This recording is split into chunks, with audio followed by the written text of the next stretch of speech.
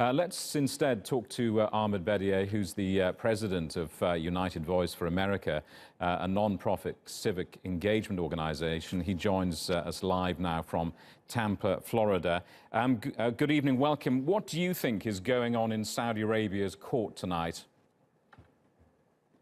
I think there's a lot of turmoil. There's a lot of uncertainty. There are, different powers. I mean, Saudi Arabia is not some monolithic organization, even though they're all part of the royal family. There are different princesses, different factions, different groups. We definitely saw what happened last year or earlier when the crown prince rounded up all these rich billionaire princes and locked them up in the Ritz-Carlton and shook them down for money.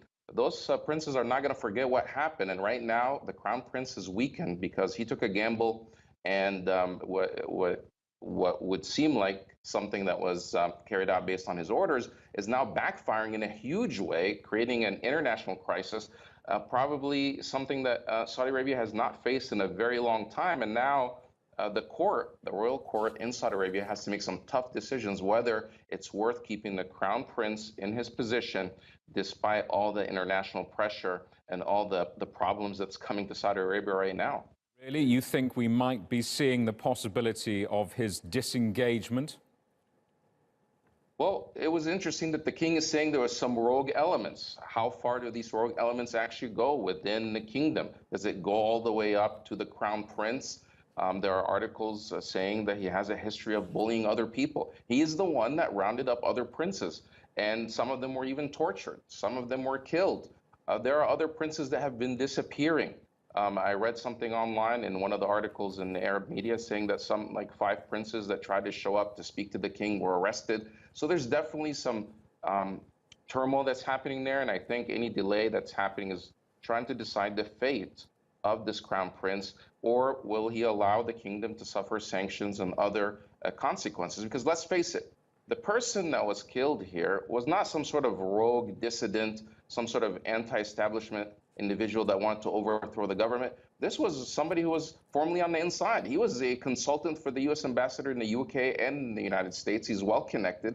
He knows a lot of information. This is somebody, one of their own. And it seems like just because he didn't cheerlead enough, it wasn't even he wasn't a dissident. He criticized some things, but because he wasn't fully on board, they went after them. And, dying, I think right now the story that's coming out with rogue elements and, he was killed in interrogation.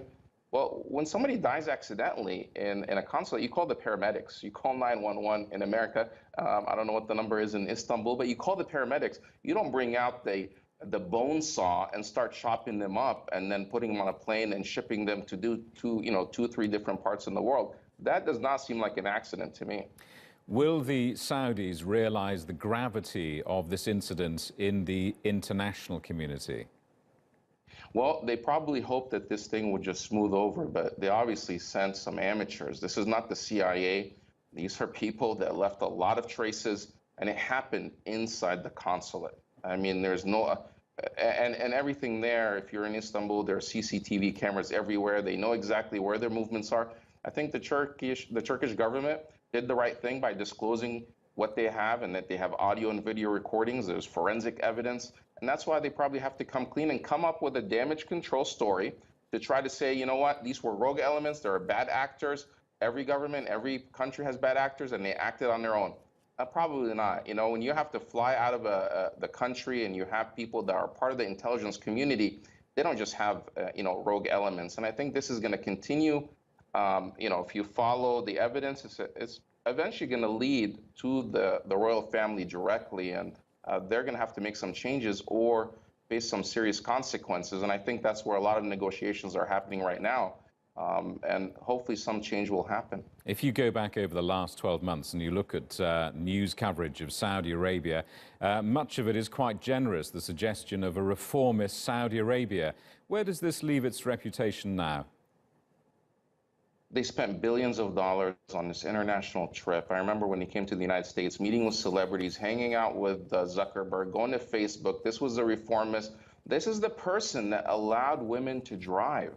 This was the Western, loved by the Western people and in the United States, and had all these billboards and ads all of that within a week diminished completely. And so they spent so much on this and invested so much, not only the Saudis, but also the UAE. What the U.S. ambassador or the UAE ambassador to the United States, they spent so much money and so much energy putting up this image that this individual is a reformer, and then all of a sudden that has all vanished, and now they're seen as a liability. So definitely, this is a huge concern.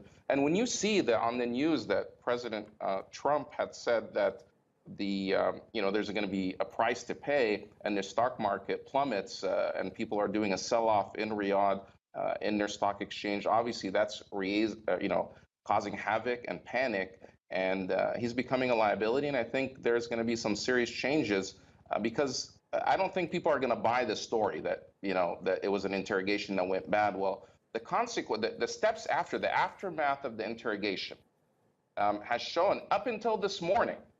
They were saying that they had nothing to do with it. They don't know where the whereabouts. Well, they've had plenty of time to come clean. I think now the story's catching up with them, and there's too much pressure, and they can't escape it. So there's going to be some serious changes that will have to be made. But it is unlikely, is it not, that there are going to be political or economic sanctions placed on Saudi Arabia?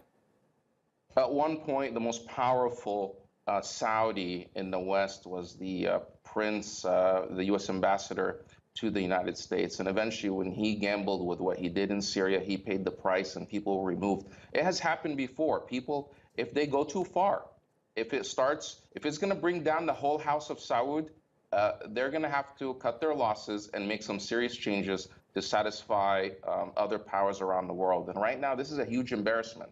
This is a huge embarrassment. And it shows also the double standards in Washington, D.C. You know what? I'm an American citizen. I love my country, but I don't always agree with foreign policy. But for a long time, especially we were speaking on TRT World, the United States and the foreign policy establishment goes, makes such a huge deal about what's happening in Turkey and tries to depict Erdogan as some sort of authoritarian or dictator.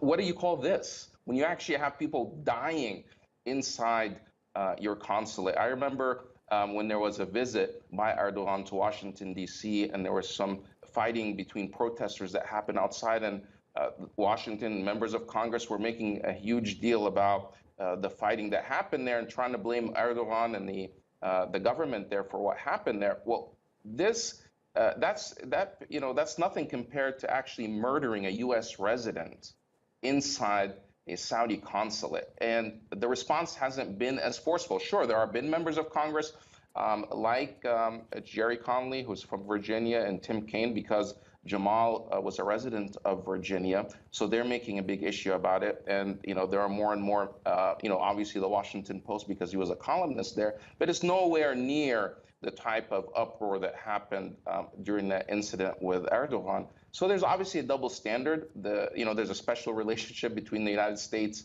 and Saudi Arabia. And a lot of it has to do with oil. So I think some changes will have to be made. Ahmed Bedier in Florida, thank you very much.